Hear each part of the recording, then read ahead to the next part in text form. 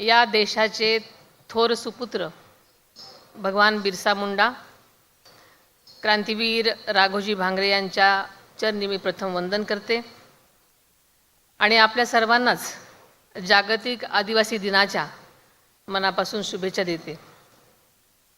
आज आपल्याला माहिती आहे की जागतिक आदिवासी दिनाचं औचित्य साधून आपले नरहरी झिरवळ चॅरिटेबल ट्रस्टच्या वतीनं आयोजित करण्यात आलेल्या आदिवासी संस्कृती उत्सव वनरंग 2026चं उद्घाटन झालं।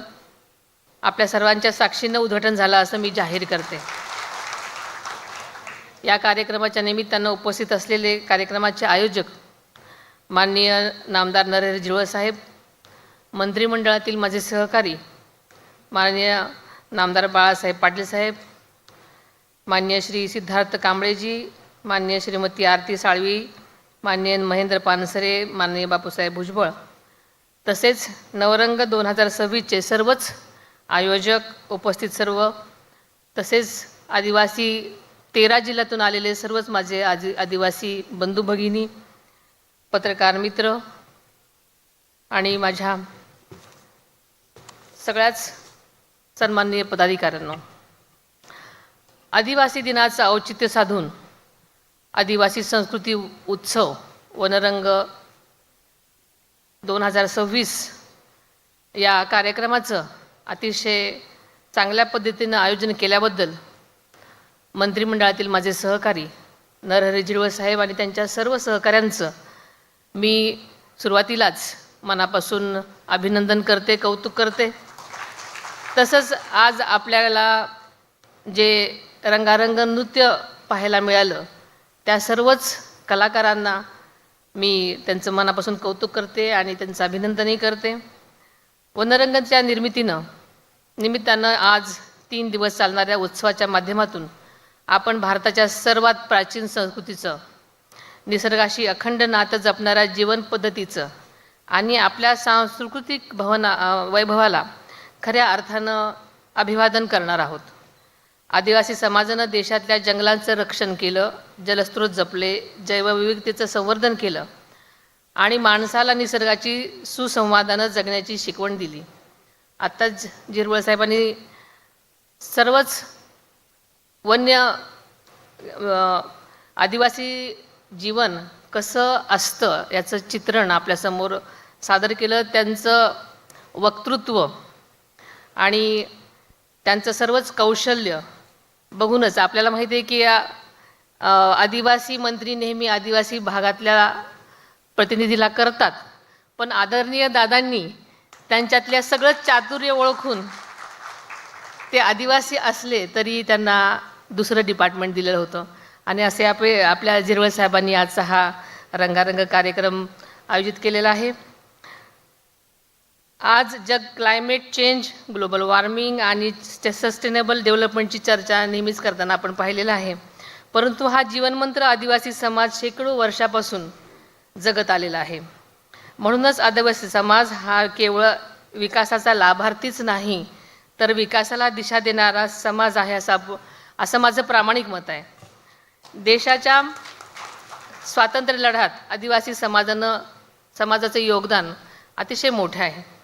भगवान बिरसा मुंडा यांनी देशवासियांच्या मनात स्वाभिमानाची ज्योत पेटवली, राणी दुर्गावती यांनी शौर्याचा आदर्श घालून दिला, तसंच महाराष्ट्राचे क्रांतीवीर राघोजी भांगरे यांनी अन्यायाविरुद्ध लढा उभारला।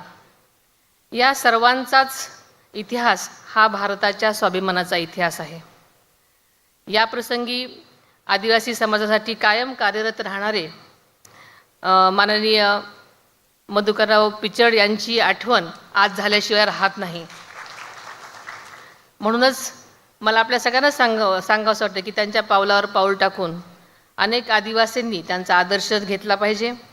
आपल्या महायुती सरकारनं आदिवासी समाजाच्या विकासाला सर्वोच्च प्राधान्य दिलेलं आहे।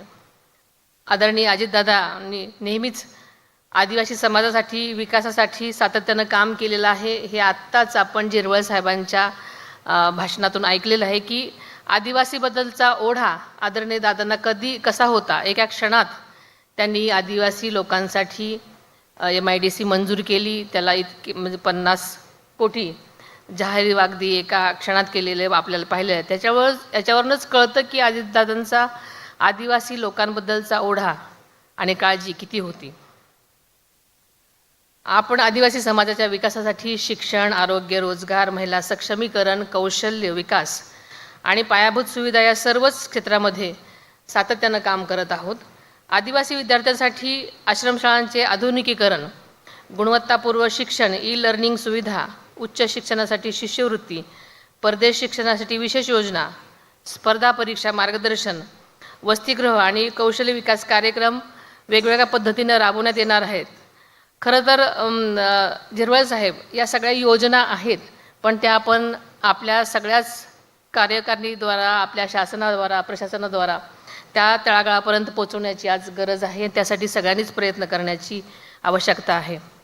वन हक्क कायद्याअंतर्गत पात्र लाभार्थ्यांना हक्क मिळावेत, आदिवासी बांधवांना उत्पन्न वाढवावं, लघु जनाला योग्य बाजारपेठ मिळावी आणि महिला बचत गटांना प्रोत्साहन मिळावं आणि दुर्गम भागामध्ये रस्ते, वीज, पाणी, आरोग्य सेवा पोचवाव्यात, यासाठी शासन नेहमीच प्रयत्नशील आहे.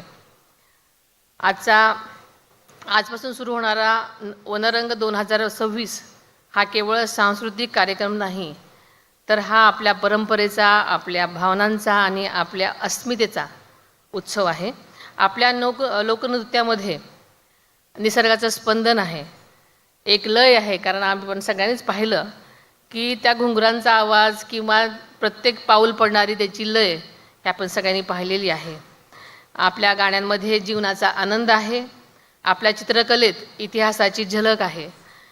आपण जे आता स्टॉल ठेवलेले आहेत तिथे अत्यंत सुंदर आपल्या कलाकारांनी जी वनकला तिथे सादर केलेल्या आहेत, पेंटिंग सादर केलेले आहे, गोड मला वाटतं प्रकारचं पेंटिंग सादर केलेले आहेत, ते अत्यंत सुंदर आहेत. त्यांना नक्कीच त्याचा प्रसार झाला पाहिजे, त्याचा प्रचार झाला पाहिजे. आणि यामुळेच जी कलाकार आहेत, आदिवासी कलाकार आहेत, त्यांना नक्कीच पुढच्या काळामध्ये त्यांना नक्कीच त्यांच्या कलागुणांना वाव मिळण्यासाठी मदत मिळणार आहे. आपल्या डिजिटल युगातसुद्धा आपल्या परंपरा जिवंत राहिल्या पाहिजेत. आपल्या बोलीभाषा, लोककला, लोकसंगीत, हस्तकला जगल्या पाहिजेत आणि सांस्कृतिक वारसा पुढे चालला पाहिजे. ही आपल्या सर्वांचीच जबाबदारी आहे आणि अशा कार्यक्रमामधून नक्कीच ह्याला चालना मिळते. आदिवासी बांधवांच्या अमाप क्षमता आहे. शिक्षण, क्रीडा, प्रशासन, उद्योग, संशोधन आणि कला तसंच विज्ञान या प्रत्येक क्षेत्रामध्ये आदिवासी समाजातील युवक युवती उल्लेखनीय काम करत आहेत. गेल्याच आठवड्यात आपल्या नाशिक जिल्ह्याचा दिलीप गावितनं ग्लास्कोत झालेल्या राष्ट्रकुल क्रीडा स्पर्धेमध्ये पॅरा ॲथलेटिक्समध्ये सुवर्णपदक जिंकलं आहे. या निमित्तानं मी त्याचं अभिनंदन करते. तसेच वनरंग उत्सवामध्ये आंतरराष्ट्रीय गिर्यारोहक अनिल वसावे, ज्याचा आपण आत्ताच सत्कार केला, सावरपाडा एक्सप्रेस कविता राऊत हे खेळाडू, त्याचबरोबर पद्म पुरस्कार प्राप्त भिकल्या लाडक्या धिंडा, बीजमाता राहीबाई पोपरे आपल्या सर्वांचीच या निमित्ताने संवाद साधणार आहेत. ही अत्यंत स्तुत्य कल्पना आहे. या वनरंग उत्सवामध्ये आदिवासी समाजाची समृद्ध संस्कृती, पारंपरिक संगीत, लोकनृत्य, लोककला, हस्तकला आणि विक्री, याचबरोबर अस्सल आदिवासी खाद्यसंस्कृतीचा आस्वाद घेण्यासाठी अनोखी संधी आपल्या सर्वांनाच मिळणार आहे. या निमित्ताने मी सर्व नागरिकांना, खास करून मुंबईकरांना आवाहन करते की आपल्या मोठ्या संख्येने या नवरंग उत्सवात सहभागी व्हा. आपल्या आदिवासी बांधवांच्या परंपरा, कला, संस्कृती आणि जीवनमूल्यांचा अधिक जवळून त्यांना जाणून घ्या, त्यांचा सन्मान करा आणि त्यांच्या कलेला आपल्या सगळ्यांच्याच ह्याच्यामध्ये प्रोत्साहन द्या. विविधतेत एकता हीच आपल्या भारताची खरी ताकद आहे. सर्व समाज घटकांनी हातात हात घालून परस्परांचा आदर राखत आणि एकमेकांकडून शिकत पुढं जाणं हीच आपल्या विकसित भारत आणि विकसित महाराष्ट्राची वाट आहे. मला विश्वास आहे की वनरंग हा उत्सव सामाजिक सलोखा, सांस्कृतिक जतन आणि सर्वसमावेशक विकासाला नवी प्रेरणा देणारा ठरेल. मी पुन्हा एकदा आमचे सहकारी नरहरी झिरवळ साहेब आणि त्यांच्या सर्व सहकाऱ्यांचं मनापासून अभिनंदन करते. तसेच या रंगारंग कार्यक्रमाला मला बोलवलं त्याबद्दल आपल्या सर्वांचंच मी धन्यवाद देते. आपल्या सर्वांना परत एकदा जागतिक आदिवासी दिनाच्या शुभेच्छा देते आणि थांबते. धन्यवाद. जय हिंद, जय महाराष्ट्र.